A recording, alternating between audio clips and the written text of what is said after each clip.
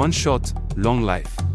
Une production réalisée par Global Health Advocacy Incubator et d'un groupe d'organisations de la société civile, axé sur le plaidoyer pour le financement durable de la vaccination en Afrique et en Asie.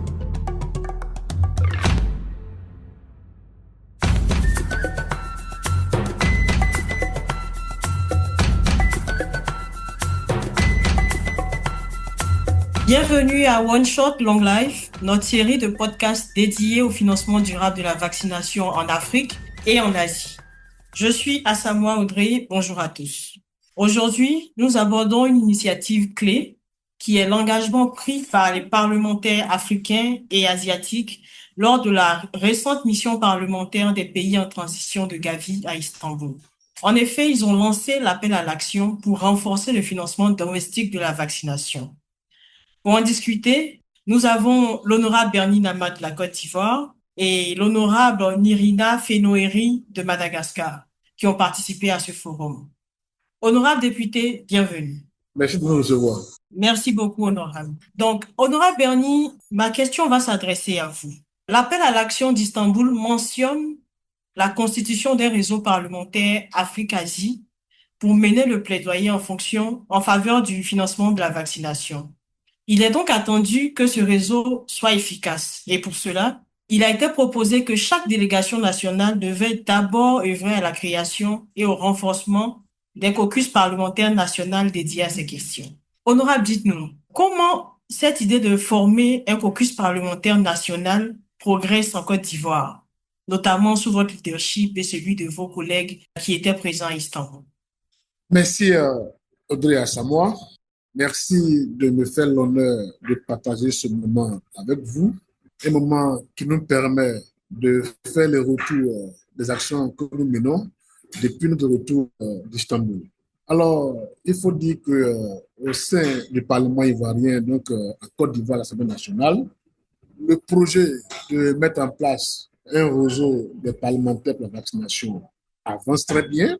Les députés ont perçu la pertinence, l'importance de ce projet parce qu'ils ont été contactés et donc on a discuté pour que ça puisse prendre forme. Je vais vous rassurer qu'il y a la mobilisation, il y a l'engouement et les collègues aujourd'hui sont donc à la tâche pour notre première rencontre qui va donc se constituer à une assemblée générale élective et donc pour valider les tests de notre projet donc de mettre en place notre réseau de parlementaires. Merci beaucoup, honorable, pour cette perspective ivoirienne. Avant d'aller plus loin dans la discussion, j'aimerais que nous posions le contexte. Honorable Fenoeri, vous étiez à Istanbul et nous aimerions que vous nous rappeliez l'esprit de ce forum et pourquoi cet appel à l'action parlementaire est si crucial pour des pays en transition comme Madagascar. Bonjour tout le monde, bonjour à toutes et à tous. Merci Audrey pour cette question. Pour le cas de Madagascar, le financement du secteur de la santé à Madagascar dépend fortement des ressources extérieures. En effet, 59% de financement inscrit dans la loi de finances initiale ou bien LFI 2025 proviennent de subventions et d'emprunts. Cette dépendance fragilise les systèmes de santé. Un risque qui pourrait s'aggraver à vue du contexte géopolitique mondial actuel. Face à cette situation, les efforts entrepris par l'État malgache pour augmenter les ressources internes allouées à la santé, notamment à la vaccination, méritent d'être soulignés. Cette volonté s'est traduite par une hausse significative de 50% du budget consacré à l'achat de vaccins traditionnels en 2025. Il est essentiel de poursuivre sur cette lancée afin de renforcer l'engagement du pays vers une autonomie progressive du programme de vaccination, mais également pour atteindre les objectifs fixés par l'agenda de la vaccination à l'horizon 2030. Parmi ces objectifs figurent notamment la réduction du nombre d'enfants zéro dose, estimé à environ 1,2 million depuis le début de la pandémie de Covid-19. Les progrès déjà réalisés dans ce domaine doivent être consolidés et amplifiés. Cela implique des efforts supplémentaires, notamment une coordination renforcée entre toutes les parties prenantes, En tant que parlementaires, nous avons un rôle crucial à jouer, à la fois dans la mobilisation de ressources supplémentaires pour le financement de la vaccination à travers le budget de l'État et dans la promotion de politiques et d'initiatives visant à faire de la vaccination une véritable priorité nationale à tous les niveaux. One Shot, Long Life. Merci Honorable Fenori pour cet éclairage. Cela m'emmène à poser une autre question. Nous savons qu'un autre point fort de l'appel à l'action est le soutien à la production locale et régionale des vaccins afin de renforcer la résilience des pays. Honorable Fenori, à Madagascar, où notre OSC partenaire INA mobilise déjà des femmes mères pour renforcer le financement de la vaccination dans les communes. Pensez-vous que cette production locale soit une piste envisageable? Et dans ce cas, quel rôle les parlementaires pourraient-ils jouer pour accompagner cette ambition?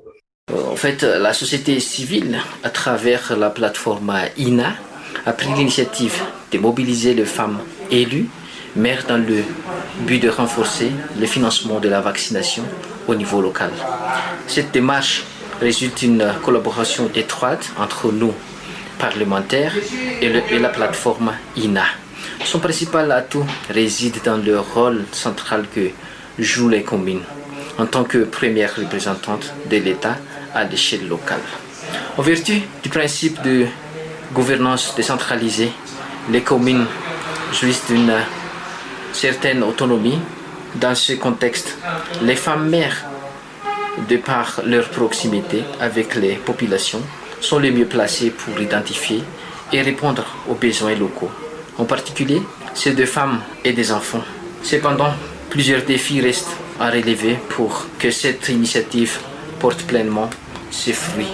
Parmi eux figure le manque de ressources financières disponibles au niveau des communes, une maîtrise insuffisante des textes et des procédures administratives par les responsables locaux et le déficit d'expertise en gestion communale. C'est précisément dans ce contexte que notre rôle en tant que parlementaire devient déterminant. Nous devons soutenir les collectivités territoriales décentralisées, notamment en proposant ou en révisant des textes législatifs qui favorisent la mobilisation des ressources locales pour financer des actions prioritaires comme la vaccination. Cela pourrait passer, par exemple, par le renforcement du recouvrement des taxes communales ou l'allocation de fonds spécifiques pour les campagnes de vaccination. Merci Honorable Fenori pour ces pistes prometteuses. Je retourne vers Honorable Bernie de la Côte d'Ivoire pour la dernière question individuelle de cet échange. Honorable Bernie Nama, Oui.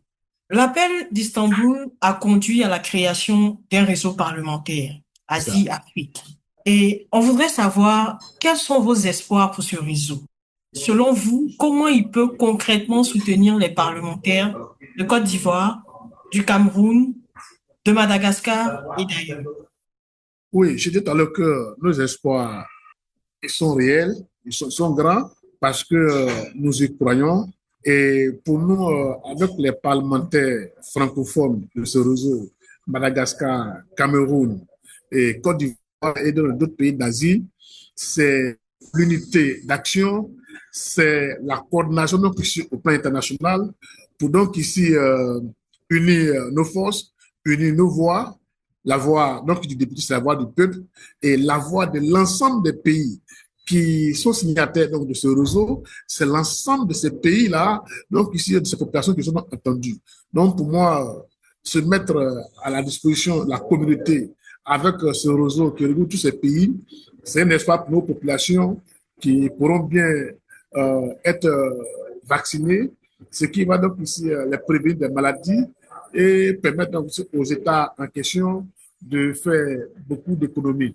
Alors, ce n'est pas une profession donc ici de vœux parce que c'est des pays horizons différents et donc qui se regroupent au sein d'un parlement mondial ou bien sous-régional pour parler donc du traitement de la vaccination. C'est pas une tâche facile parce que c'est des frontières assez vastes pour des parlementaires des pays à autres qui ont d'autres tâches, qui ne sont pas seulement celles de la vaccination, mais qui ont d'autres tâches. Mais pour nous, c'est des défis réels. Déjà, avec le contexte mondial actuel, surtout pour nous, la Côte d'Ivoire, et pour notre pays est sur la voie de la transition accélérée d'ici 2030, il est important de s'y engager. Et c'est pourquoi déjà, je voulais rappeler qu'au niveau donc, de la Côte d'Ivoire, les démarches sont déjà très avancées. On a fait d'élaborer donc ici les tests. On a convoqué les députés qui ont déjà émargé pour être des membres. Ils sont donc de 15. On a adressé un courrier auprès de l'Assemblée nationale pour l'informer la mise en place future de réseau.